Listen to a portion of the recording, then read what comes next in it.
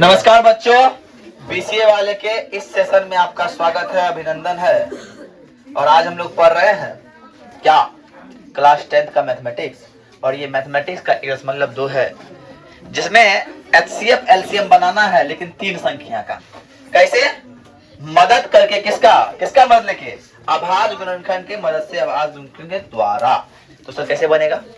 तो I wish कि आप लोग जान रहे हैं, फिर भी हमारा दायित्व बनता है कि आप लोग को हम बताएं। तो सर नंबर 1 है और 12 का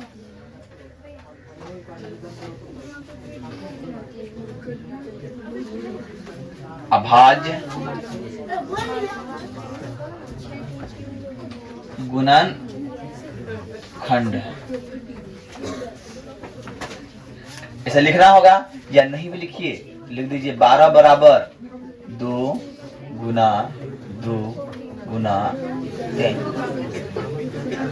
15 बराबर 3 गुना 5 और 21 बराबर 3 गुना 7। अरे देखो रे, तीनों में क्या मिल रहा है? तीनों में, इसीलिए HCF बराबर 3 हुआ, LCM बराबर 3 तो मिला, फिर क्या नहीं मिला? 2 गुना 2 नहीं मिला, फिर क्या नहीं मिला? 5 नहीं मिला, फिर क्या नहीं मिला? 7 नहीं मिला। 7 6 का 42, 420 आंसर। क्या बात सही है? अब क्वेश्चन क्या था? और कुछ बोल रहा निकालने के लिए? इसमें खाली बोल रहा निकालने के, जांच करने बोल रहा है, जांच नहीं करने बोल रहा है। वो भी हो सकता है, लेकिन उसके लिए करना पड़ेगा। हाँ, अब आइए दूसरा का सवाल है। 17 का करेंगे 1 गुने 17, 23 का करेंगे 1 गुने 23 और 29 का करेंगे तो 1 गुने। सर HCF बराबर क्या होगा जी? 1 होगा। HCF बराबर क्या होगा? 1 होगा। और LCM बराबर क्या होगा, कोई बताएगा? 17 गुना 23 गुना 29 कितना निकला, कोई बताएगा? जब इन तीनों को हम गुना करेंगे, 17 गुना 13 गुना 29 करेंगे, तो सर ये आ जाएगा 11,339 आ जाएगा। कितना आ जाएगा? 11,339 आ जाएगा। तीसरा नंबर देखिए,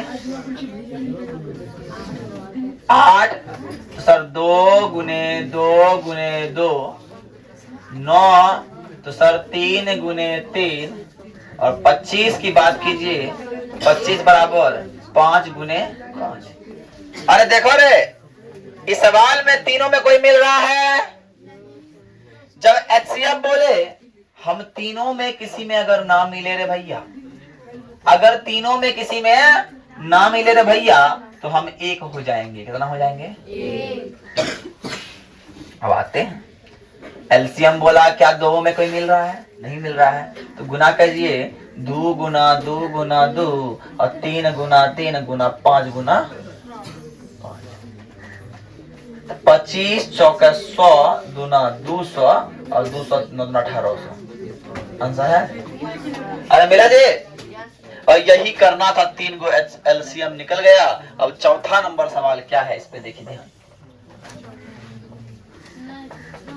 चौथा नंबर क्या है? पहले तीसरा नंबर उतारिए, तब चौथा नंबर बताएंगे। देखिए चौथा नंबर सवाल दिया है, HCF दिया हुआ है कितना का? एक संख्या है 306, एक संख्या है 657। मतलब यहाँ A बराबर कितना दिया है? 300, B बराबर 657 और HCF बराबर 9। क्या निकालना है? LCM। हमको बाबा की बूटी में सूत्र दिए थे। अरे दिए थे कि नहीं? क्या दिए थे? A गुना B, AB बराबर LCM गुने, तो सर A क्या है?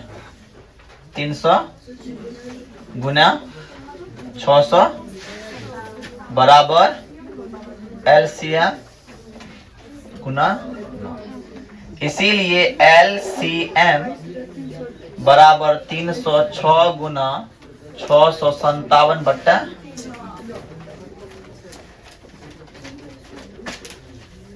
9 27 बच गया 3, 9 दूना 18, 9 चौके 36 हो गया।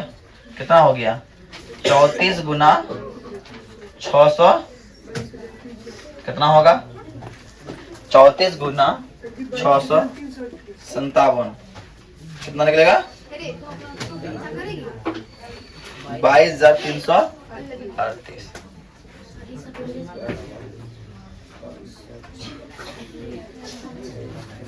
उतार लीजिए फटाफट।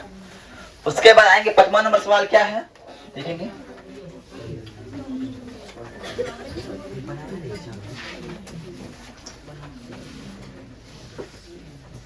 पचपन नंबर सवाल में आइए।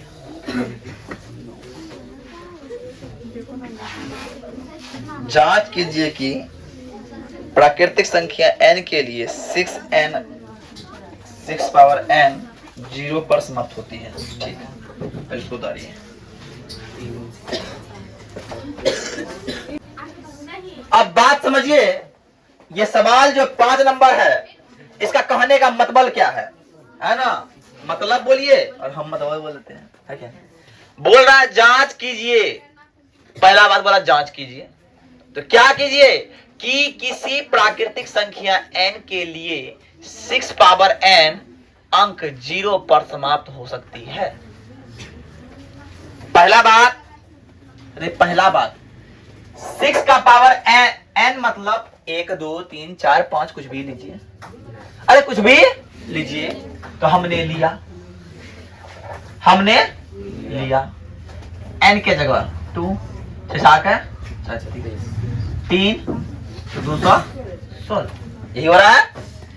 क्या बोल रहा है? अंक 0 पे समाप्त होने वाली संख्या बोलो, कोनो संख्या जो लास्ट में 0 है। मान लो 10 बोलो, 60 बोलो, 50 बोलो, 70 बोलो, कुछ बोलो। तोड़ो 25 5 5 और कैसे संख्या तोड़ देते हैं? 10 है 2 और 5 और कैसे संख्या तोड़ते हैं? 0 लास्ट वाला में 2 500 2 250 2 कितना हो गया 125, फिर 5 फिर 25 फिर 5 फिर 5। यहां सब में एक चीज हमको समझ में आ रहा है कि जितना भी गुणनखंड कर रहे हैं लास्ट में 0 वाला इकाई अंक वाला, उस सब में एक चीज आ रहा है कि नहीं? मतलब ये तो हमने कहा कि यदि 6 पावर n के इकाई अंक में 0 है तो उसका गुणनखंड 5 अवश्य होगा 5 अवश्य इसलिए होगा कि 6 का पावर n अगर कोई ऐसा है तो 0 होना चाहिए। बात बोल रहा है 0 है क्या नहीं है? तो हमने क्या करा, जब 6 का पावर कुछ लीजिएगा आप, 6 का कितना पावर ले लीजिए, इसका गुणनखंड में आपको दिखता होगा 3 गुना 2 दिख रहा है कैसे? आप चाहे 36 लीजिए 16 लीजिए, कितनों ले लीजिए, सब में 3 गुना 2 दिखेगा, तो ये 5 नहीं दिखेगा, 5 नहीं दिखेगा। तो हमने क्या किया, परंतु 6 पावर n इसको ऐसे कर दिया, इसको ऐसे होगा। देखते हैं 6 पावर n को देखते हैं, 2 गुना 3 पावर n, इसलिए 2 का पावर n 3 का पावर n। मतलब ये कि 6 का पावर अगर n हम लगाते हैं, मतलब ये 6 का पावर यदि n लगाते हैं तो वहां 2 आता है और 3 आता है, लेकिन क्वेश्चन बोल रहा है 5 आना चाहिए, है क्या नहीं है? मतलब 5 अगर है लेकिन आ रहा है 3, तो बात तो गलत बोल रहा है। तो हम बोल देंगे यहाँ पे, यह दर्शाता है कि 2 और 3 6 पावर n का मात्र अभाज्य गुणनखंड है, और 6 पावर n का एक मात्र गुणनखंड है 3 और 2। तो जिस कारण से मेरा बात जो यहाँ बोला कि 5 आवश्यक होगा, 0 पर समाप्त होगा, अतः इकाई अंक 0 पर समाप्त नहीं हो सकती है। बात समझ में आया? मतलब ये बोल रहा है होगी कि नहीं होगी? क्या किसी प्राकृतिक अंक शून्य पर समाप्त होगी? तो मतलब नहीं होगी। क्यों नहीं होगी? क्योंकि इसका गुणनखंड जब भी करेंगे तो वहां 5 आएगा, लेकिन 6 का गुणनखंड जब भी करेंगे तो 3 गुना 2 आएगा। तो ये बात क्या है? गलत है, इसलिए ऐसा नहीं होगा। बस उतार लीजिए, इसको 2 बार रिवाइज करना, समझ में आ जाएगा। ठीक है।